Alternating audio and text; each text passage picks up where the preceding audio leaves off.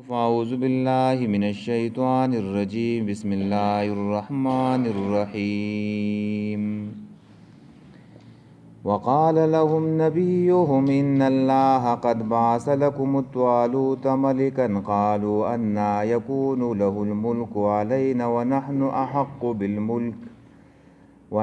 أحق بالملك منه ولم يؤت سعة من المال قال إن الله اصطفاه عليكم وزاده بسطة في العلم والجسم والله يؤتي ملكه من يشاء والله واسع عليم وقال لهم نبيهم إن آية ملكه أن يأتيكم التابوت فيه سكينة من ربكم وبقية مما ترك آل موسى وآل هارون تحمله الملائكة إن في ذلك لآية لكم إن كنتم مؤمنين. وقال لهم دا آیات نمبر دے 237 اور 238 تے کہ 247 تے 247 248 تے. وقال لهم نبيهم اول دیوت نبی دیو ان الله یقینا الله قد بعث لكم الطالوت ملکا چې مقرر کړی دی الله ستاسو د پاره طالوت بادشاہ. قالوا اول دیو ان یکون له الملک علینا سرنګ بوي د لپاره بادشاہي په مونږ باندې ونحن احق بالملک او حال دا چې مونږ ډیر لایق یو په بادشاہي سره منه ددنه ولم یؤت ساعة من المال او نه دی ورکړی شوی دته پراخي د مال. قال اولا ان الله اصطفاه یقینا الله غوره کړی دی دلره علیکم پتاسو باندې وزاده بسطة فی العلم والجسم او زیات کړی دی دلره پراخی په علم او په جسم کې. والله الله پاک یؤتی ملکه ورکهی بادشاہی خپل من هغه چاته یشاو چې خوښ شي. والله الله پاک واسع فراخ فضل والده علیم پوهه ده. وقال لهم نبيهم اول دیو ته پیغمبر ده دیو ان آیت ملکه بشک نخا د بادشاہی ده ایاتیکم التابوت چراب شتاست صندوق فيه چې پاغي کې سکینه آرام او اطمینان بی من ربکم نه طرف د رب تاسو نه وبقیه او باقی مانده شي نه بی مما د اغنا ترک آل موسی چې پریخي تابعدارو د موسی علی السلام و آل هارون او تابعدارو د هارون علی السلام تحمله الملائکه چې پرتکړې به یاغې لرا فرشتو ان فی ذلک لآیه لکم بشک خامخا پدې کې نخه ده ستاسو د پاره ان کنتم مؤمنین کئ تاسو مؤمنان. پدې آیات کې دا خبره بیانېږي چې د جنگ د پاره چې دنو مشر پکار ده او دویم پکې دا خبره بیانېږي چې د مشر د پاره صفات کوم پکار دي پایګه کوم صفاتونه چې مونږ چاله مشري ورکو نو دا مشري و په څه باندې ورکو؟ په خاندان به ورکو، په نسب باندې به ورکو، په مالدارۍ به ورکو، نه وې خبره د میرټ ته، خبره چې دنو د اهلیت ته. نو دا خبره په دې ځای کې بیانېږي او نور واقعیت چې کم ده هغه موږ پرون بیان کړو او صرف قصه واقعیه دا نه ده بلکې په دې کې صحابو ته تعلیم ورکړي چې صحابه په دې ټیم کې په مدینه کې دي او نبی علیہ السلام ته دا آیاتونه اوري نو په دې کې ته دا تعلیم دی چې څنګه دا بنی اسرائیل د خپل کورونو نه وستلې شو نو دغه شانتي کې تاسو استلې شو یو نو په هغوی باندې جهاد پرزو او په تاسو باندې هم وس جهاد چې دی نو هغه فرض دی او دې ته به نه ګورئ چې مونږ لږ یو که ډېر یو. ډېر خلک راوته و خو په امتحان کې پیل شو لږ خلکو چې دی نو جهاد وکړو او الله چې دی نو هغوی له کامیابي ورکړه. نو دغه شان به چې دی نو تاسو هم جهاد کوئ. وقال لهم نبیهم او ویل دیو ته پیغمبر د دیو، پیغمبر چې دی نو هغه سمویل علیه السلام دی. ذکر کوي ځکه نه چې مقصد په دې خبره کې دی. ان الله یقینا الله قد بعث لكم الطالوت ملکا، مقرر کړی دی ستاسو دپاره طالوت بادشاه. طالوت خپل اصل نوم چې دی نو هغه ساول و. ساول تفسیر احسن الکلام هم لیکلی، ابن کثیر هم لیکلی، او دا د تورات عهدنامه قدیم هغې نه اخیستلی شوی دی. اولډ ټیسټمنټ چې ورته وایي کوم زوړ پخوانی تورات. او ممکنه دا ده چې دا طالوت د ده چې دی نو لقب او دا طالوت د طول نه اخیستلی شوی دی. طول وایي اوږدوالي ته،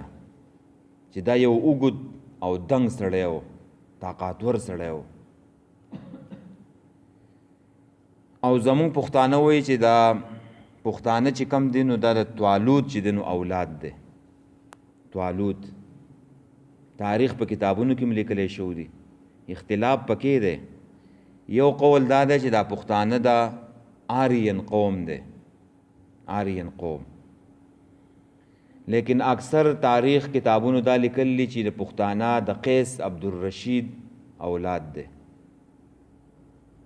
او دا قیس عبدالرشید چې کم دی نو دا راغلی و په نبی علیہ السلام باندې چې دی نو ایمان راوړی و، او بیا تللی و خپل قوم ته، نو ټول قوم یې چې دی نو ایمان راوړی و. او دا د طالوت په نسل کې دا قیس عبدالرشید نه په 37 نمبر باندې دی، 30 نمبر زوی او په اولاد کې راځي طالوت. او د ابراهیم علیه السلام په اولاد کې په 55 نمبر باندې دا راځي قیس عبدالرشید. وس بنی اسرائیلو کې د بنی اسرائیلو نه دیو که نه دي دا پښتانه، نو په دې کې بیا اختلاف دی. او اکثر تاریخ والا وایي چې دا د بنی اسرائیلو یو قبیله د پښتانه، او د بنی اسرائیلو ډېرې قبیلې ورکې شوې، نو یوه پکې چې دی نو دا پښتانه دي چې دا ورک شوي دي. نو د ابراهیم علیه السلام په اولاد کې راځي. ګوره اوس که بني اسرائیلو کې راځي او که نه راځي، خو د ابراهیم علیه السلام په اولاد کې چې دی نو راځي. او دا ښه خبره ده، ټیک خبره ده. او المصباح یو رساله ده، په هغې کې لیکلي دي چې د طالوت په دې لښکر کې افغانه یو کمانډر و، یو سړی و. نو دا پښتانه چې دی نو د هغې اولاد دی. خو مطلب دا دی د پښتنو د طالوت سره څه نسبت شته، څه نسبت یې ورسره شته، نو دا ښه خبره ده. وایي نه په عرب او نه په عجم کې بل ممنون پاتې دی. د پیغمبر اصلي وارث یو پښتون پاتې دی. د پیغمبر اصلي وارث څوک دی؟ یو پښتون دی. او په دې پښتنو کې دا دین نه دی، دا سم اخکلی شوی دی. ګوره په دې خټه کې چې دی نو دا دین پروت دی. په نور قومونو کې دین نه دی، دا په 2 نمبر دی. ګوره او پښتانه چې دی نو د دیو په دې خټه کې دا دین چې دی نو اخکلی شوی دی. ګوره نور خلک وایي که نه وایي، وی میں پیشاب کرتا ہوں، پنجابیان یا نور په اردو کې وایي، او پښتون وایي زه اودس ماتوم. نو دا اودس ماتول او دا پیشاب کول دا هم د دین سره دیو چې دی نو تړل ده. په نور قوم کې داسې نشته، او پښتنو کې د دیو دا هر څه چې دی د دین سره چې دی متعلق دی. او حجره او جماعت چې دی نو دا په پښتو کې چې دی نو یادېږي. حجره او جماعت یو ځای یادېږي. او چې څوک پکې حجره یاد کړي او جماعت یاد نه کړي، نو دا د سره پښتون دی نه. پښتنو کې کافر ګورې نشته، غیر مسلم په پښتنو کې نشته، دا ټول چې د مسلمانان دي. او چې څوک پکې د کفر خبره کوي نو دا به د سره پښتون نه. هغه متی الله تراب وای کنه، وای اجمل خان او بابا خان او خوشحال خان او باچا خان پښتانه او دا ټول سوچ مسلمانان. هغه شاعر دی د افغانستان، وای دا ټول پښتانه او سوچ مسلمانان، نه د پښتنو مشران دي کنه، دا سوچم وره مسلمانانو په پښتنو کې کافر نشته. نو دا خبره ده چې د پښتنو نسبت چې دی نو هغه طالوت ته کېږي، ابراهیم علیه السلام ته. او نو دا خبره ده پښتنو دپاره چې دیو په دې دین باندې چې دی نو ګوره قایم پاتې شي. هغه د سره پښتون نه دی مړه چې هغه ځان ته مسلمان وي او مونځ کوي نه. دا څنګه پښتون دی چې مونځ نه کوي؟ دا خو د دې په دې خټه کې اخکلی شوی دی. پښتون به یو مونځ به نه کوي، پښتون به یو بېدیني به کوي، دا د سره چې دی نو ممکن نه ده. د دیو د دې دین سره چې دی نو خاص تعلق دی. ګوره نو طالوت دا یو اوږد سړی و. ښه ملکن بادشاه ته وایي، او تاسو ته ما ویلو چې ملک مجاهد ابن جبر معنی کوي چې جنگي کمانډر، چې په جنگ باندې پوهیږي. نور تفاسیر لیکلی چې په سیاسي امور باندې هم پوهیږي، په سیاست باندې چې دنه هم پوهیږي. او دا خبرم چې دنه د سوال پیدا کیږي چې دا ملک د بنی اسرائیل ولې یادوي؟ دا خو د اسلام اصطلاح نه ده. په اسلام کې یو خلیفه دی، دا دیو د کم ځای نه چې دی نو دا خبره پکې راوړله. نو سید ابوالعلا مودودي رحمه الله وایي په دیو په ذهنونو باندې چې دی نو اثر شوی و. د اسلام اصطلاح چې دی نو هغه تېره شوی وه، د خلیفه لفظ چې دی نو هغه تېره شوی و، او نافرماني او ګناهونه چې دی نو پکې راغلو، بدعات په دې بني اسرائیلو کې چې دی نو راغلو. نو دغه شان د دیو نه د خلیفه دا ټکی هم چې دی نو هېر شوی و. نو چې نافرمانی او ګناهونه در پکې راله د الله، نو بیا به را باندې نور قومونه ګوره راځي. څنګه چې یو بني اسرائیلو راغلو دغه شانو په دې امت باندې راځي. او خلکو تختولو او قتل کړی او بني اسرائیل اغوا کړی و، دا ولې د الله نافرمانی پکې راغلوه. نو دغه شان دی کې دا امت دی ګوره د توحید علمبرداران دي. دیو که خپل کار پرېښودلو نو دشمن به پرې راځي ګوره د بني اسرائیلو په شان.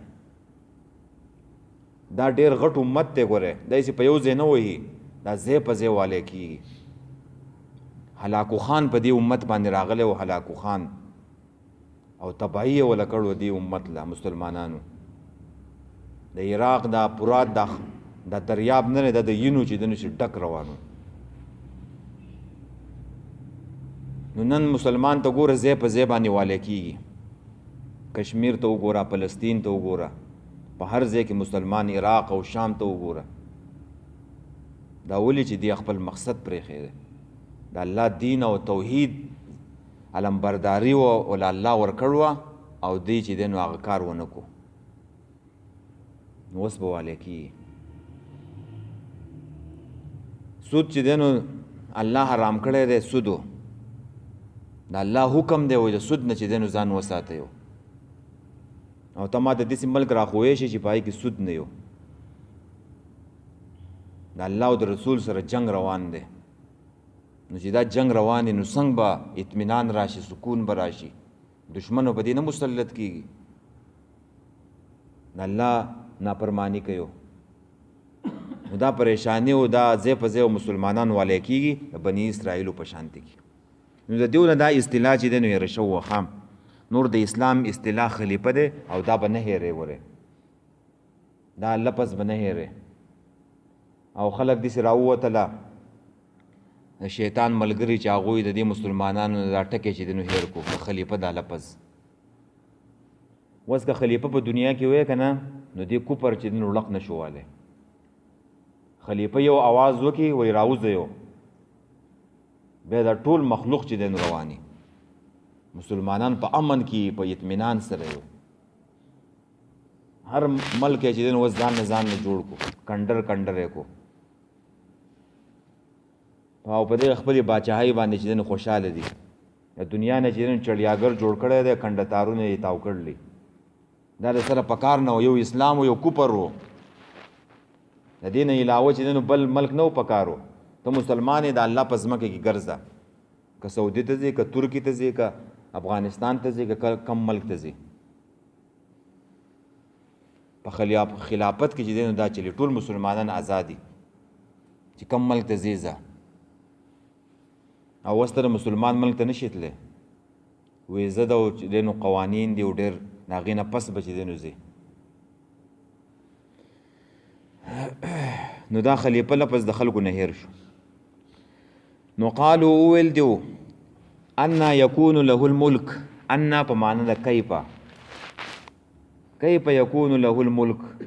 سرنګ به د لپاره چې دنو باچاهي علینا په مونږ باندې ونحن احق بالملک او حال دار چې موږ زیات لایق یو په باچاهي سره منه ددنه ولم یؤت ساعه من المال او نه د ورکړې شوی د پراخي د مال یا دسی وای ولم یؤت ساعه من المال او دغه ډیر نشته مال پراخي نشته ډیر نشته نن سبا دا صفت مسلمانانو کې مراغله ده یاره ته دا سړی مشرۍ ته ودرې نو دې ډیره شته نو دې غوی ډیره نشته نو ویولې دا په ډیره کې ټوله ورځ ناسې سه که دا به د خلکو کارونه کوي په ډیره کې څه کوي چې کینی دا به بار ګرځي د کور خدمت به کوي که ډیره یو که نه یو نو دا د بنی اسرائیلو صفتو نو دا اوس مسلمانانو کې هم دا راغلی دی چې د مشرۍ دپاره خو چې دی نو ډیره پکار ده نسب پکار دی خاندان پکار دی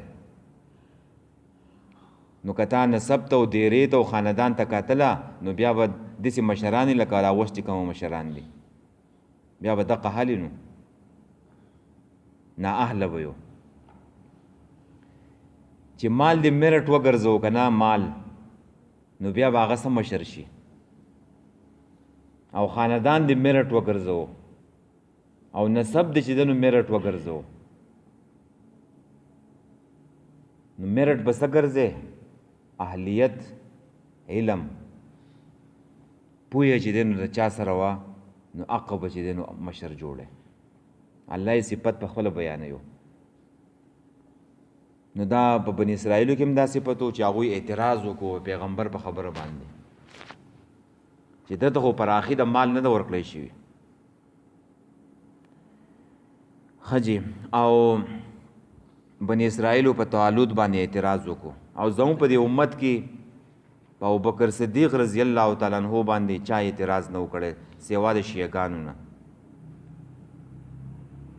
او دغه اهلیت چې کوم په تعالود کې و چې علم ورسره او جسم طاقت ورسره دغه په خلفای راشدینو کې هم دغه صفات و د ټولو نه زیات علم چې دی نو هغه د ابوبکر صدیق څه په صحابو کې کان عالمه په موږ کې د ټولو نه زیات پوهه چې دی نو ابوبکر صدیق کو او شجاع انسان چې دی نو هغه و وروستو بیا او عمر رضی الله تعالی عنہ او خالد بن ولید دا بیا وروستو ټولو نه زیات خصفتونه دا په ابوبکر صدیق رضی الله تعالی عنہ کې نو قال نو دیو ته جواب ورکړي دا پیغمبر ان الله یقینا الله پاک ان الله اصطفاه یقینا الله تعالی غوړه کړی دی دلره دا شرعي دلیل دی ښه علیکم پتاسو باندې دا خبره مې زده کول پکار دی چې د دین په باره کې سوال راشي که نه نو اول جواب پیدا کې چې دا د الله حکم دی ګوره د الله حکم دی پیغمبر هم ورته دغه وویل دغه شرعي دلیل یې ورته وویلو تاسو اعتراض کوئ خو د دې جواب دا چې دا الله تعالی په تاسو باندې غوره کړی دی الله ما ته وحي کړله چې طالوت به چې دی نو مشر لکه مخکې دا خبره موږ کړو که نه قبله چې دی نو بدل شوه نو خلکو اعتراض کولو نو الله تعالی اولنی جواب دا ورکو چې ولله المشرق والمغرب فاینما تولوا دا الله دپاره مشرق ته او مغرب دی چې کم طرف درته وایي چې دې طرف ته تاو شه هغې طرف ته به تاویږي الله حکیم دی الله حکم به منې د ټولو نه اول خبره دا ده دا زموږ په هره خبره کې به اولنی او آخرنی جواب وي چې دا د الله حکم دی د غل نه ولې لاس کټ کو ته په اعتراض کې څه وایي دا د الله حکم دی ولې تا ته الله سخت کاري الله حکیم دی دا د الله تعالی حکم دی دغه شان دی کې بی بی عایشې رضی الله تعالی عنها نه چا تپوس وکړو وایي زنانه ته چې حیض بیماري راشي نو هغه د مونځ قضا نه راوړي او د روجو قضا راوړي دا ولي نو وایي دا د الله وایي دا د نبي علیه صلات وسلام داسې موږ ته ویلي په دې کې اوس ته رضا نه څه خبرې راوباسي چې ولي بس د الله رسول داسې ویلي چې د مانځه قضا به نه راوړي او د روجو قضا به راوړي الله حکیم دی د الله او رسول خبره به ټولو نه اوچته یو نو دا الله غوره کړی دی ښه او زموږ په امت کې هم چې دی نو داسې ده چې غوروالی چاته حاصل دی زموږ په امت کې غوروالی چاته حاصل دی تقوا والو ته چې په چا کې ښایسته اخلاقي ښایسته صفاتي په چا کې پرهیزګاري هغې ته چې دی نو غوروالی حاصل دی نبی علیہ السلام فرمایلی لا فضل لعربین علی العجمی ولا لعجمین علی العربی ولا لاحمر علی الاسود ولا لاسود علی الاحمر الا بالتقوى دا حدیث چرته د حج په خطبه کې ونه ویلو تاسو به د عربو د تلې د عربو په دې ذهنونو کې یو خناس ناست دی چې موږ غوره یو تاسو به دې پته یو د هغوی په دماغو کې دا خبره ناسته ده چې موږ غوره یو ته څه چې غوره یې عربي ته خو څه فضیلت نه دی حاصلو فضیلت او غوروالی چاته حاصل دی تقوا والو ته پرهیزګارۍ والو ته دا غوروالی نه دی چې بس شوقي اغوندو ښکته ځو پورته ځو په سودیس قاري صاحب پسې به چې دی نو شاته دا پوجان ورپسې او حق به چې دی نو هغه به نشي ویلی وایي په تقریر څه کېږي نو تقریر چې دی نو ډېر غټ کار کوي د حج په خطبه کې داسې تقریر پکارو کم چې زموږ وزیر اعظم په اقوام متحده کې کړی و داسې تقریر هلته پکارو خو هلته به چې دی نو څوک وایي داسې تقریر هلته څوک نشي کولی نو داسې بکواسه شروع کړی دی ړاندوله چې دی نو ړندوله چې دی نو خطبې ورکړلې ټول عمر به ړانده خطبې ویو د حج خطبه ړانده ویو او ویل ته راځي د جسم چې دی نو څه د اهمیت دی چې روغ سړی دی ډېر شی دی سم سړي له تقریر ورکړه دا خطبه چې سم حق پکې ووایي نه دې څه شروع کړلی نو عربي ته ګوره فضیلت نه دی حاصل غوروالی چاته حاصل دی تقوا والو ته په تا چا کې پرهیزګاري نو دا الله غوره کړی دی علیکم په تاسو باندې وزاده بسطة فی العلم والجسم او زیادت یې ورکړی دی زیاتې کړی دی ده لره بسطة ساعتا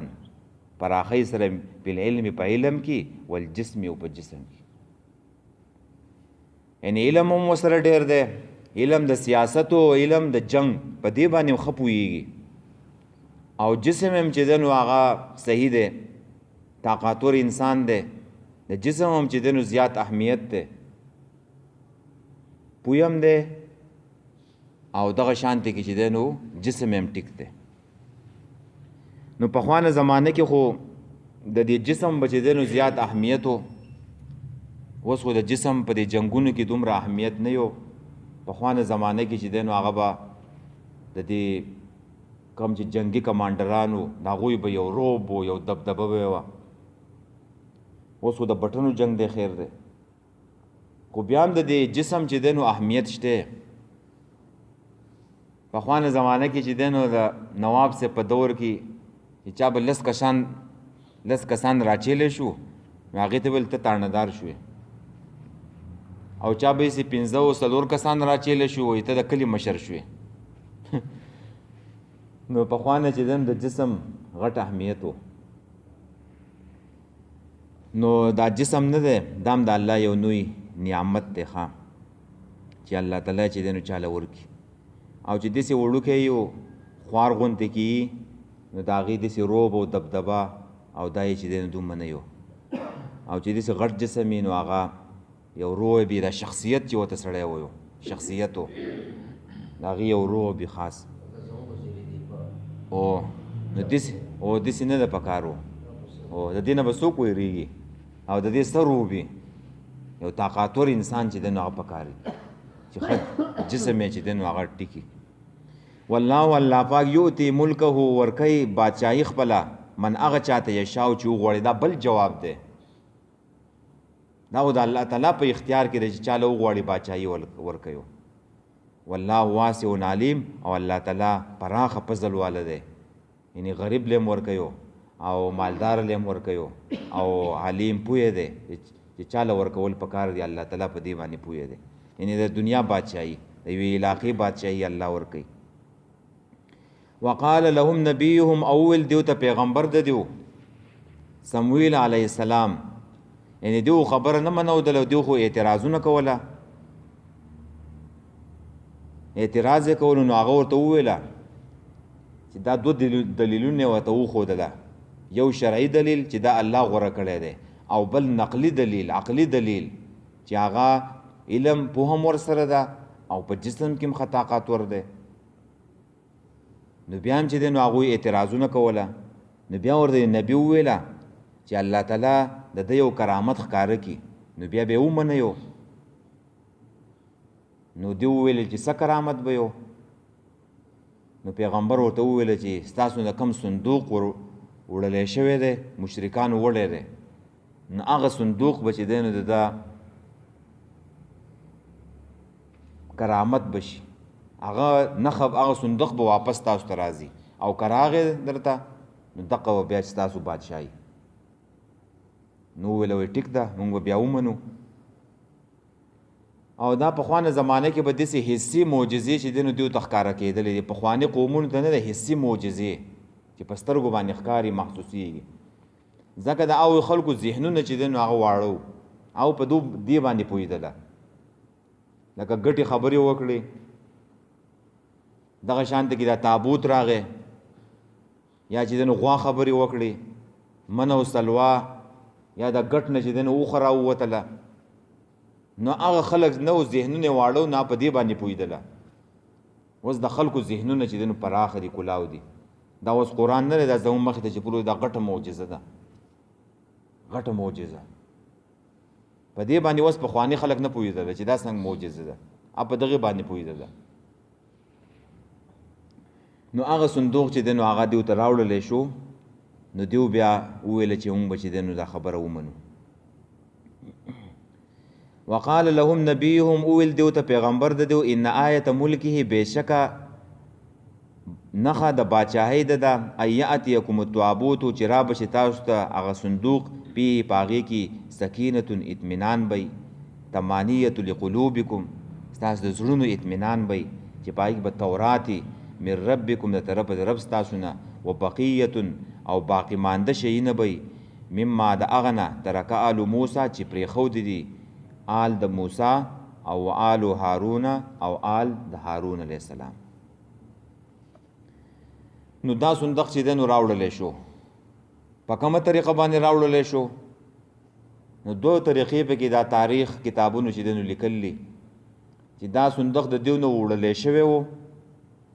نو یو دا و چې دیو کم خلکو وړی نو په هغه علاقه کې به چې دی نو وبا راتلله د کافرو په علاقه کې به وبا راتلله نو هغوی ایسته د دې نه تنګ شو نو ایسته ویلی دا صندوق د دې کلي نه وباسئ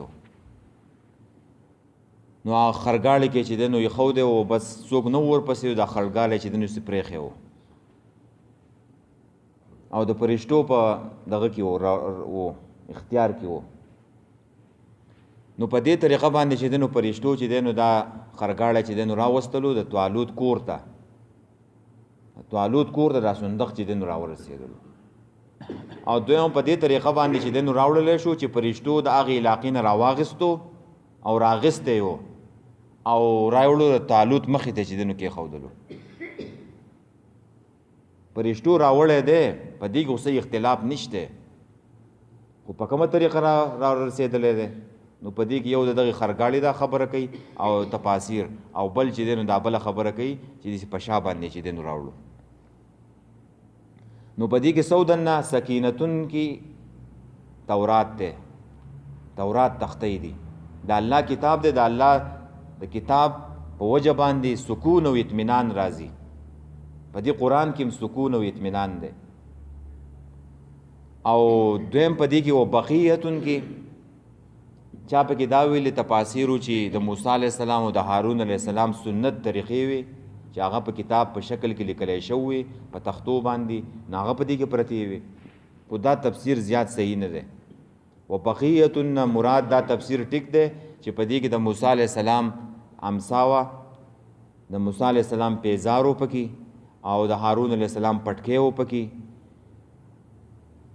نو دا شي نه په دې کې چې دنو پراتو او دا به چې کله د بنی اسرائیل سره ورسره د دیو سره به د الله نصرت او مدد به ورسره دیو به چې کله منځ کولو نو مخې ته به چې دنو دا صندوق خودو او چې کله به جهاد لاړ نو په جهاد کې به مخې ته خودو د دې په وجه به الله تعالی بنی اسرائیل له فتح ورکوله نو دا د دیو نه تلو نو واپس چې دنو دا صندوق دیو ته چې دنو ملاو شو او دغه تبرکات د پیغمبرانو په دی کې او دا تفسیر بحر محیط کې ابو حیان لیکلی دی چې دا صندوق با د یو د موسی علیه السلام د هارون علیه السلام نه پس چې کم پیغمبران براتله نو هغوی ته به دا نسل در نسل چې دا صندوق ملاوېدو داسې به روانو په دیو کې به یې چلېدلو نو د پیغمبرانو په دې تبرکاتو کې چې دنو هم ډېر غوره برکتي ښه پیغمبرانو په دې تبرکاتو کې نه دی برکتي نبی علیہ السلام خپل یخته چې دنو هغه په حج په موقع کې وخرله او بیا هغه یخته صحابه کرامو سره چې دنو ورسره و څوک به چېرته بیمار و ناجوړه و نو هغه یخته به په اوبو کې واچېله او بیا به هغه اوبه ورکړې هغه به ټیک کېدو